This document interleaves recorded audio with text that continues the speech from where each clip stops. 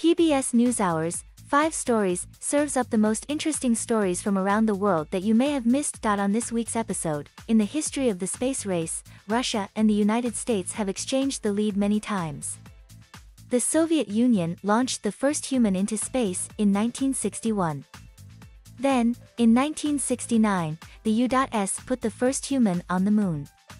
Fast forward a few decades, and many other accomplishments, and Russia is taking the lead again. On Tuesday, it launched the first ever mission to film a movie in space. The Russian space agency, Roscosmos, launched a 3-person crew, which included a Russian actress, film director, and a veteran Russian cosmonaut, aboard a Soyuz MS-19 rocket. The team will have 12 days to film aboard the International Space Station before returning to Earth. Russian actor Yulia Perezild is assisted in putting on space suit shortly before the launch at the Baikonur Cosmodrome, Kazakhstan. Photo courtesy, Andrei Shelepin /GCTC/Roscosmos/Reuters.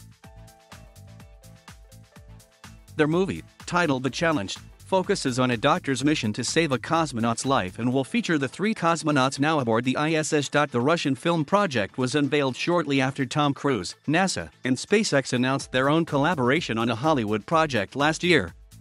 But the Russians beat Cruise and his crew into space. Vaping among U.S. teenagers dropped roughly 40% in the past year. According to a study released by the FDA and CDC this month, an estimated 11% of high school students said they used e-cigarettes and other vaping products. That's down from a peak of 28% of high school students in 2019. Experts say media coverage of vaping-related illnesses and deaths is likely to have scared off some adolescent users. Other likely factors include federal laws implemented in late 2019 raised the purchase age to 21 and a ban on flavors in e-cigarettes. Additionally, last year's pandemic restrictions, like quarantines and remote learning, isolated underage teenagers from friends and social gatherings where teens typically vape.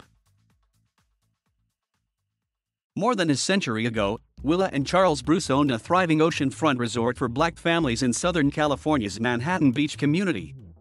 It was called Bruce's Beach and thrived for more than a decade despite harassment and threats of violence from its surrounding white neighbors. In 1924, the Manhattan Beach City Council condemned the land and used eminent domain to seize it from the Bruce family, supposedly intending to use it as a park. The Bruces and their descendants have long felt the act was a Jim Crow-era injustice aimed to keep the family from owning the land based on their race. Now, California is trying to recognize the racist behavior. Last week, Governor Gavin Newsom signed a bill that cleared the way for LA County to return the land to the Bruce family. The property is estimated to be worth millions now, and the county is assessing ways to ease the new tax burden on the heirs. For the first time in history, an all-female guard change occurred at the Tomb of the Unknown Soldier in Arlington National Cemetery. Photo courtesy, 3D U.S. Infantry / The Old Guard. The Tomb of the Unknown Soldier will mark its 100th anniversary at Arlington National Cemetery this November. But it's not the only historic event tied to the site this year. Last week, for the first time ever, the guard change at the tomb was conducted by an all-female sentinel team. According to the military news outlet Task and Purpose, the moment coincided with Sergeant First Class Chelsea Porterfield's last changing of the guard ceremony. Porterfield was the first woman to hold the Sergeant of the Guard position, which oversees the relief and posting of sentinels, and she requested 2 other women join her for her final ceremony. The historic moment took place on the 30,770th day of continuous guarding, with little fanfare out of respect for the solemn nature of the unit's mission. The Tomb of the Unknown Soldier has been continuously watched over by the U.S. Army's Old Guard, rain or shine, for 84 years. Champagne gets its name from the Champagne region of eastern France where it's made.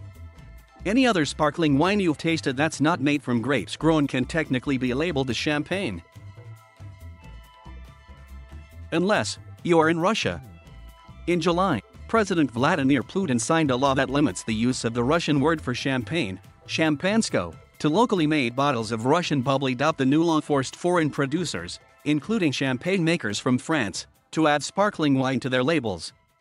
That made the French champagne lobby not too happy, and they launched a boycott of their products' sale in Russia.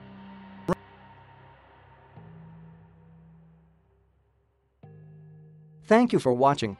Please subscribe.